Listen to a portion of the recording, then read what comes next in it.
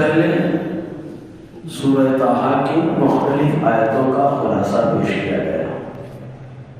ابھی اپنے سامنے جو آیت کریمہ ہے، اس آیت کریمہ میں اللہ تعالیٰ نے اپنے محبوب ذی القدر علیہ تحیۃ و ثناء صلی اللہ علیہ وسلم کو دو چیزوں کا حکم عطا فرمایا۔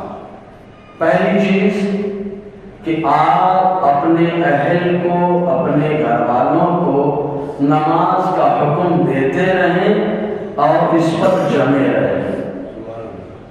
ہوتا کیا ہے، دیکھو یہ خطاب بظاہر مصطفیٰ کو ہے، لیکن مصطفیٰ کے ذریعے سے پوری امت کو اللہ تعالیٰ نے خطاب عطا فرمایا۔ ورنہ ہوتا کیا ہے، سارے جہاں کا درد ہمارے فکر میں ہے اور گھر کا درد نہ جانے کہاں۔ دیکھنے میں نہیں آیا، ہم سب کی اصلاح تو کرتے ہیں، گھر والوں کی کون کرے گا؟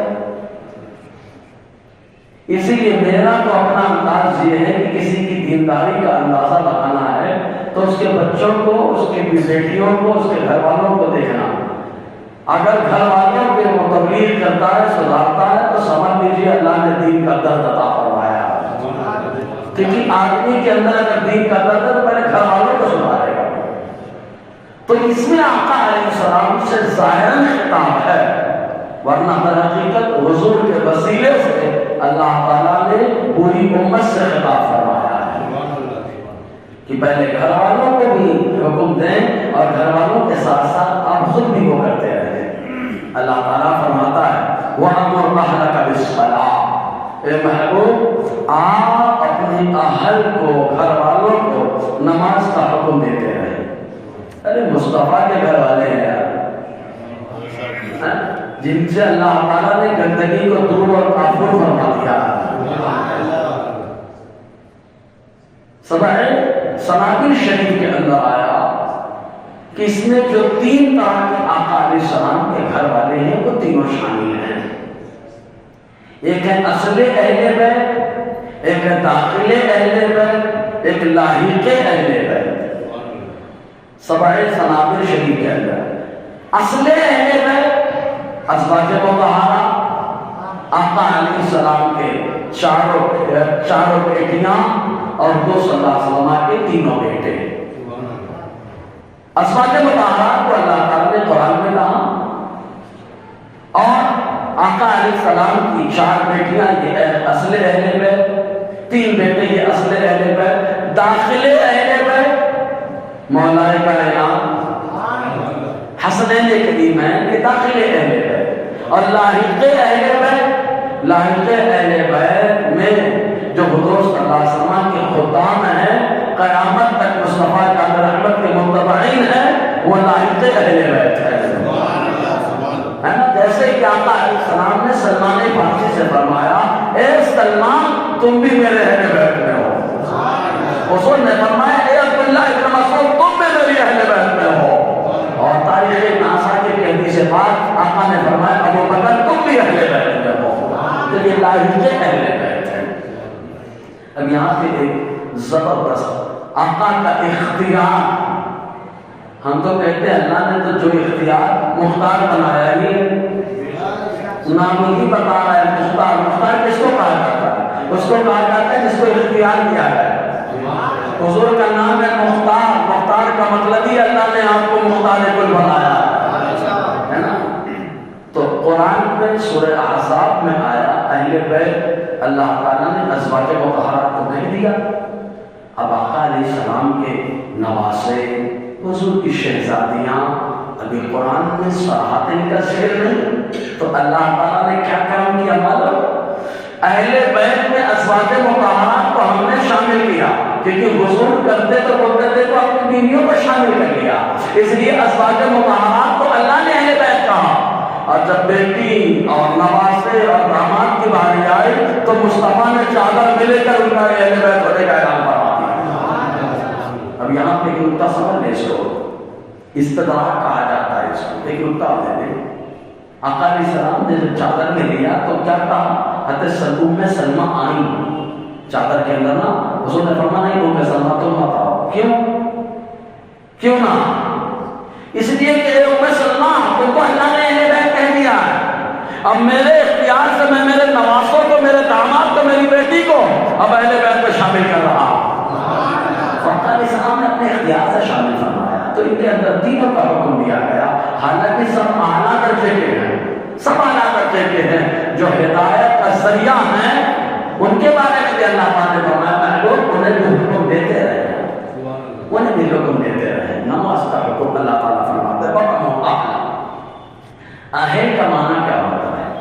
ہمارے یہاں کیا کہا جاتا ہے؟ یہ نااہل ہے، مطلب لائق نہیں ہے، سمجھنا، یہ لائق نہیں ہے، بولے نااہل ہے، اور اگر اس کے اندر خوبی و لائق ہو جائے تب اس کو کہا جاتا ہے اہل۔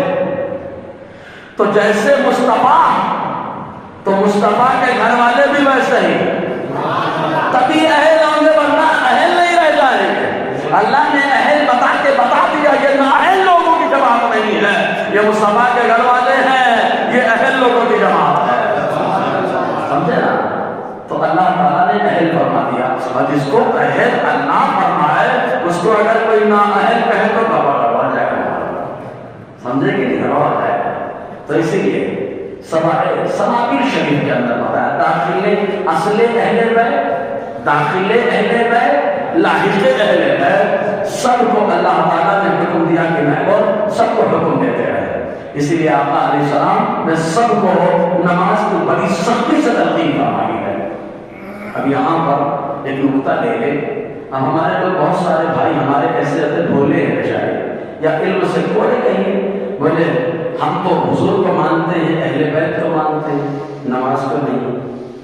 میری بات سمجھنا بھائی، جو لاحق اہل بیت ہے، لاحق کون ہوگا؟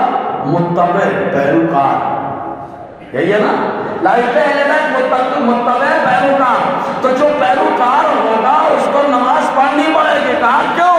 کہا اس لیے کہ مصطفیٰ نماز کا حکم عطا فرما ہے۔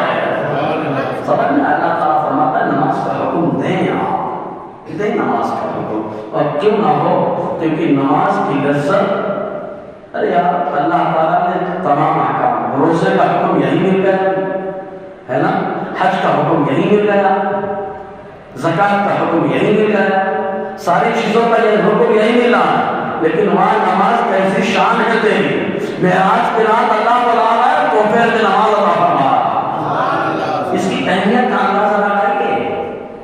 اسپیشل چیز بھیجی نہیں جاتی ہے، بلا کر استقبال کر کے عطا کی جاتی ہے۔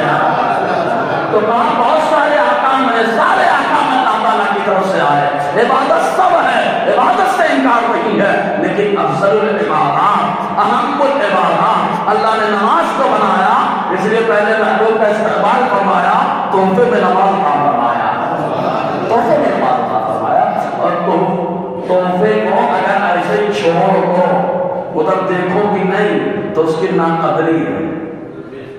تحفے کو دیکھو خوش ہو جاؤ، تو کہا نماز تحفہ ہے، جب جب نماز کا وقت آئے پڑھو، تب جا کے نماز کی قدر ہوگی۔ اور نماز بھی ایسی ہے، پڑھنے والے کو مایوس نہیں چھوڑتی، آیا تھا گنہگار کا، فارغ ہوا گناہوں سے پاک اور صاف ہو چکا ہے۔ نماز کی طرف سے تحفہ بھی ملتا ہے نا، گناہ معاف ہو جاتے ہیں۔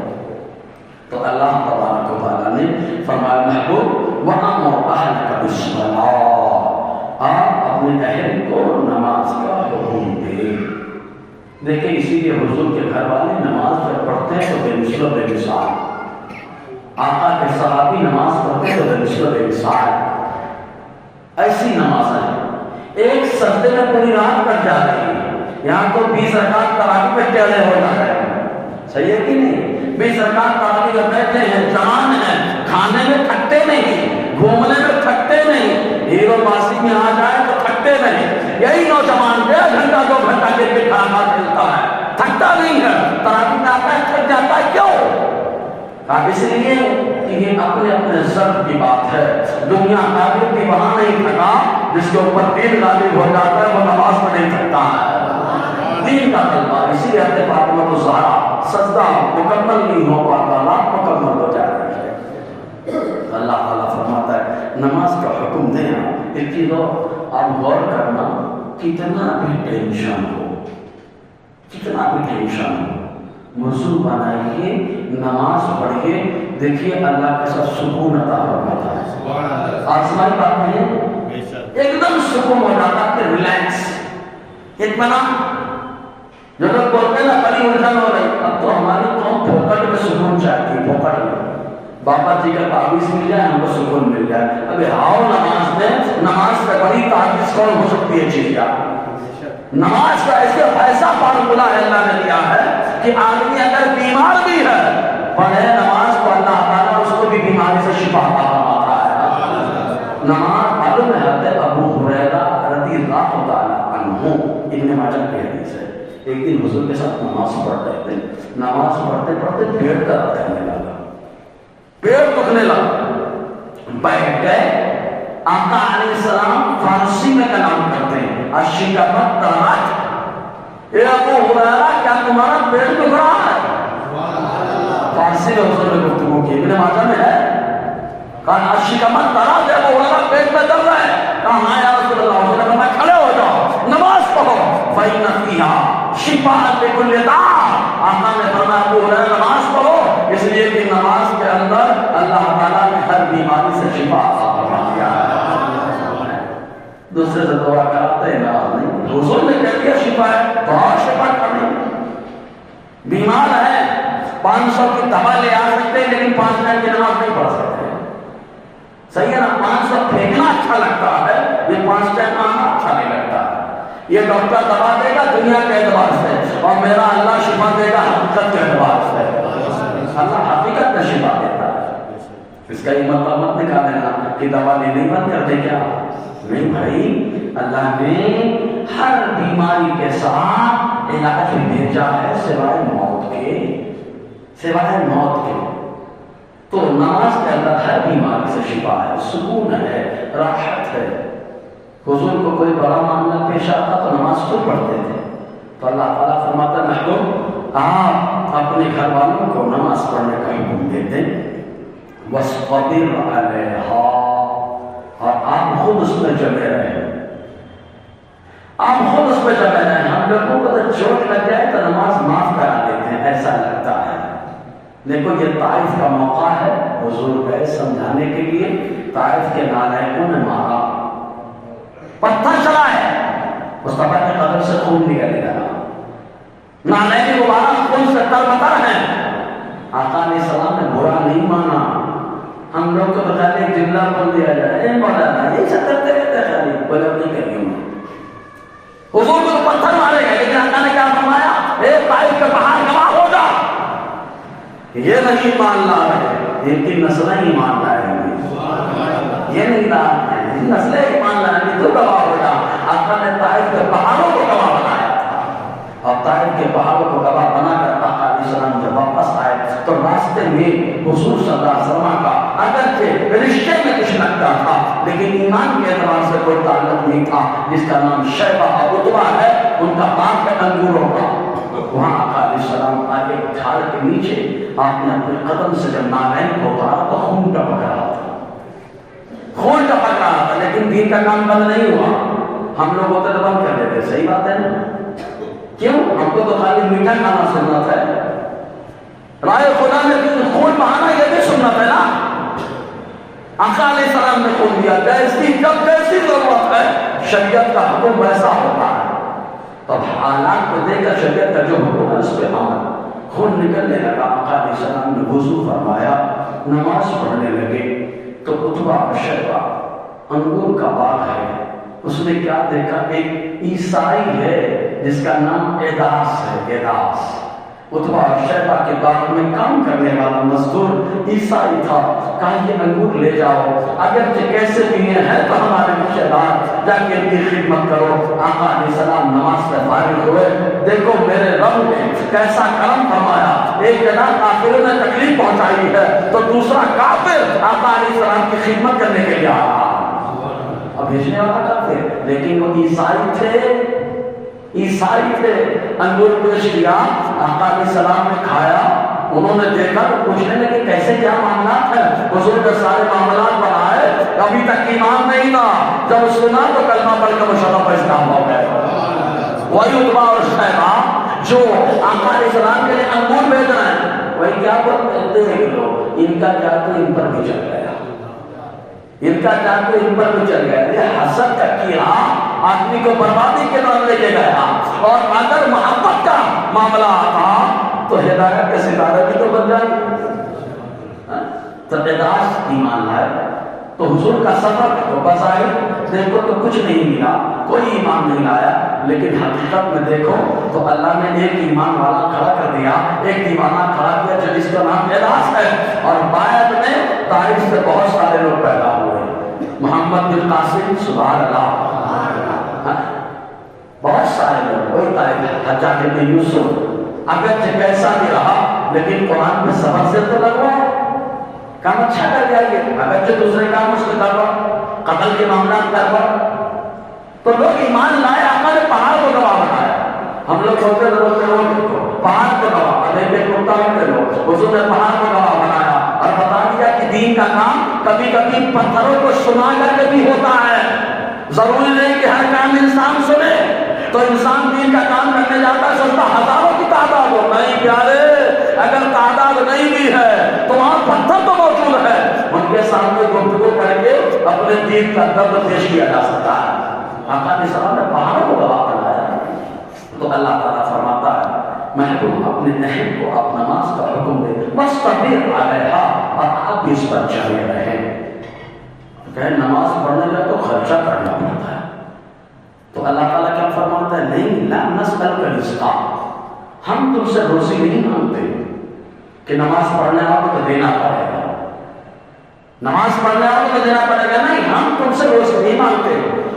نحنو نرزقک، ارے ہم خود ہی تم کو روزی دیتے رہتے ہیں.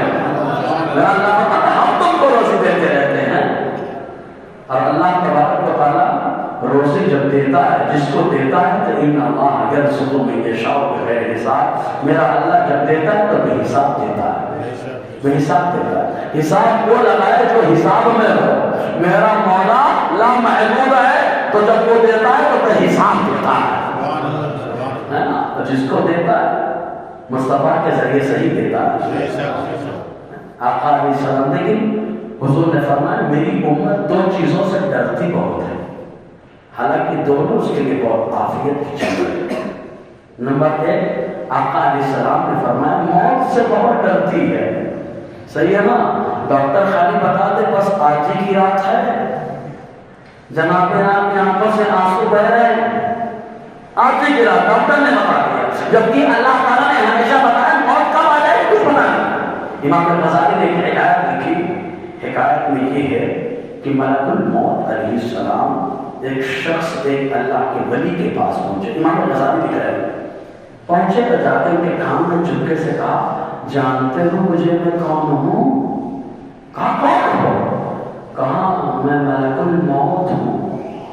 اور ملک الموت آ جائے ہمارے پاس تو حالت خراب ہوئی ہے. ہم تو قبر نہیں جاتے، اما ابا کی قبر میں نہیں اترتے کہ کہیں پہاڑ کے اندر نہ روکتے. صحیح کی نہیں کھبراتے ہیں ہم لوگ. ابا کا کپڑا نہیں پہنتے کہ کہیں ایسا نہ ہو اس کی روح چلی جائے.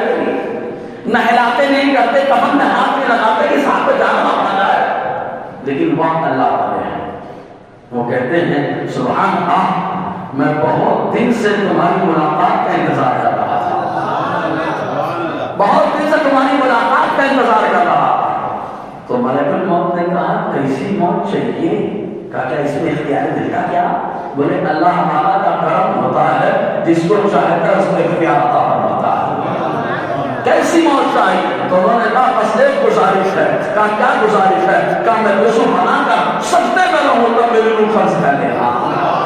معلوم حدیث پاک میں حضور نے بتایا جو جس حال میں انتقال کرے گا روز محشر اسی حال میں اٹھایا جائے گا، اسی حال میں اٹھایا جائے گا. جو جس حال میں انتقال کرے گا. شراب پیتے ہم لوگ، کہیں شراب کی حالت میں انتقال ہو گیا تب کیا ہوگا؟ گالیاں دیتے اسی ٹائم پہ اٹیک آیا چلے گئے تب کیا ہوگا؟ گندگیاں پھیلا رہے، برائیاں کرے اسی حال میں انتقال ہوا تب کیا ہوگا؟ ارے خوش نصیب ہے وہ بندہ جس کی روح نکل رہی ہے تو سجدے میں نکل رہی ہے یار، روزے کی حالت میں نکل رہی ہے موت. تو حضور نے فرمایا میری امت دو چیزوں سے بہت ڈرتی ہے، ایک موت سے اور دوسرے مال کے کم ہونے سے. موت سے ڈرتی ہے. جبکہ آقا نے فرمایا فتنے سے اچھا ہے ادھر ادھر کا فتنہ اپنے اوپر آئے، اس سے بہتر انتقال کر جائے۔ حضور نے فرمایا۔ اس کے بعد آقا فرماتے ہیں مال کا کم ہونا یہ روز محشر حساب سے بہتر ہے۔ سبحان اللہ، روز محشر کے حساب سے بہتر ہے، مال کم ہے۔ اسی لیے تو آقا نے فرمایا ملوہ کم جنت میں داخلہ جلدی ہو جائیے۔ کہا آقا فرماتے امیر سے 500 سال پہلے غریب جنت میں جائے گا۔ کیوں جنت میں جائے گا؟ وہ حساب دے رہا ہوگا، یہاں جمعہ میں بیٹھ کے کیلکولیٹر چلا رہا ہے، اور وہاں جائے گا تو وہاں الگ کیلکولیٹر چلتا رہے گا۔ یہ غریب آیا ہے بیچارہ دھڑکنے سے جنت میں داخل ہوتا جا رہا ہے۔ لیکن غریب صاحب سن کے خوش نہ ہو رہے کہ میں تو جنت میں جائیں گے۔ کچھ ایسے امیر بھی ہوں گے کہ اللہ تعالیٰ بے حساب داخلہ جنت میں فرمائے گا۔ ایسے بھی تو ہوں گے، ایسے بھی تو ہوں گے۔ اور غریب صاحب اگر برائی نہ کرتے تو سزا دینی پڑے گی، حساب دینا پڑے گا۔ تو حضور نے فرمایا دو چیزیں غور کرتے ہیں۔ تو آقا علیہ السلام سے اللہ تعالیٰ نے فرمایا محبوب آپ کہہ تو اپنی اہل کو نماز کا حکم دو، اس پر جمع رہو اور بتا دو میں روزی نہیں مانگتا، ہم خود ہی تم کو روزی دیتے ہیں، ہم تم کو خود ہی روزی دیتے ہیں۔ آقا علیہ السلام نے فرمایا پرندوں کو دیکھو سویرے نکلتے بھوکے ہوتے ہیں، شام میں جب واپس جاتے ہیں شکم شہر ہوتے ہیں۔ سبحان اللہ، شکم شہر ہوتے ہیں شام میں۔ حضور نے فرمایا اگر ایسا توکل بھروسہ اللہ کی ذات پہ تمہارا ہو جائے تو اللہ تعالیٰ تمہاری روزیاں تمہارے گھروں میں پہنچا دے گا، تمہارے گھروں میں پہنچا دے گا اللہ روزیاں۔ تو اللہ کی ذات پہ بھروسہ ہونا چاہیے۔ ایمان بڑا کمزور ہو گیا ہمارے یہاں، تو چل رہا ہماری روزی فلاں نے باندھ دی۔ ابھی کتنا دم ہے اس کو کہتا جو باندھ دے گا روزی، روزی باندھ دے گا، رزاق اللہ باندھے گا۔ یہ کچھ کر دیا یار، حیرانی کی بات ہے۔ تمام پرست معلوم ہے ہمارے پاس اللہ نے وہ طاقتیں دی ہیں، ایمان کی طاقت، قرآن کی طاقت، اگر اس پر بندہ عمل کرے باندھنے والا خود بن جائے گا، لیکن اللہ کی روزی پر عمل ملتی رہے گی۔ قرآن پڑھ لیا چاہے ڈھیلے پڑ جائیں گے، چاہے ٹونا کرنے والا ہو، چاہے جادو کرنے والا ہو، اور چاہے رب کا بابا قوم ہو۔ سمجھ جائے یہ باندھنا وانا، ہاں باندھتے ہیں، اس میں کوئی کلام نہیں، جادو حق ہے، اس میں انکار نہیں کیا جا سکتا، حق سے بڑا جائز نہیں ہے، جادو کا اثر ہوتا ہے، لیکن اللہ تعالیٰ نے روحانیت کو غلبہ عطا فرمایا۔ میں نے اس سے پہلے بھی بتایا تھا موسیٰ علیہ السلام کے مقابلے میں جادوگر آئے تھے۔ موسیٰ علیہ السلام کے پاس جادو تھا کیا؟ تو جادوگر کا مقابلہ کرنے کے لیے جادوگر بننا ہے؟ نا نا نا، ادھر جادوگر آئے تھے، ادھر اللہ کے پیغمبر آ رہے ہیں۔ ان کے پاس جادو کی طاقت ہے، ان کے پاس روحانیت کی طاقت ہے۔ تو ہارا کون؟ جادو، جیتا کون؟ روحانیت۔ سبحان اللہ۔ اچھا ہندوستان میں ہی نواز آئے تو بہت دیر جادوگر آئے، اپنا کرتب دکھائے، لیکن خواجہ کے کھڑاؤں نے سارے جادو کو کنارے لگا دیا اور بتا دیا ہم اللہ کے ولی کے قدم کے نیچے رہتے ہیں، اس لیے ہمارے اندر اللہ نے بڑا پاور دیا ہے۔ قدم کے نیچے کھڑا ہوا تو اتنا پاور آ جائے تو اللہ کے ولیوں سے، قرآن سے، دین سے وابستہ رہیں، دیکھیں اللہ کتنا پاور عطا فرماتا ہے، تو اللہ روزی دیتا ہے۔ سمجھ جادو حق ہے، اس سے انکار نہیں، لیکن جو جادو کرتا ہے وہ اپنا انجام سوچ کے رکھے۔ اگر عورت ہے تو اپنا انجام سوچ لے، مرد ہے تو اپنا انجام سوچ لے کہ جادو کر کے کسی کی بچی کی زندگی، کسی بھائی کی زندگی، کسی بہن کی زندگی برباد کر رہے تو کیا مطلب؟ تمہاری زندگی آباد ہوگی، تمہاری بھی زندگی برباد ہوگی، کیونکہ ظلم آپ بڑی پیاری حدیث ہے، بچے سناتے ہیں ہمارے یہاں کہ مظلوم کی ہائے سے بچو۔ کیوں؟ اس لیے کہ مظلوم جب دعا کرتا ہے تو اس کے درمیان اور اجابت کے دروازے کے درمیان جتنے پردے سب ہٹا دیے جاتے ہیں، دعا قبول ہو جاتی ہے۔ تو جادو ٹونا کرنے والے سوچو ظلم کرنے سے پہلے کہ کہیں ایسا نہ کہ تمہارے اوپر اللہ کا عذاب آ جائے۔ تو اللہ تعالیٰ فرماتا ہے محبوب کہ تو ہم تمہیں روزی دیتے والعاقبۃ للتقویٰ، اور انجام خالی تقویٰ کے لیے، جو متقی ہے پرہیزگار ہے انجام میں فائدہ اسی کو ملتا ہے۔ کہتے ہیں جب جھوٹ، فساد، نالائکی یہ بڑی تیزی سے آتی ہے، آدمی کو ٹارگیٹ کرتی ہے، لیکن جیتتا کون ہے؟ سچ۔ عربی کی ایک کہاوت ہے للباطل جلوہ وللحق غلبہ، باطل کا شور شرابہ ہوتا ہے، غلبہ ہمیشہ اللہ حق کو عطا فرماتا ہے، ہمیشہ حق کو عطا فرماتا ہے۔ باطل کا شور شرابہ 14 صدیوں سے چل رہا ہے، لیکن غلبہ اللہ تعالیٰ حق اسلام کو عطا فرما رہا ہے۔ یہ اللہ تعالیٰ کا نظام ہے۔ اللہ تعالیٰ کے نزول سے ہم لوگوں کو عمل کی توفیق عطا فرمائے۔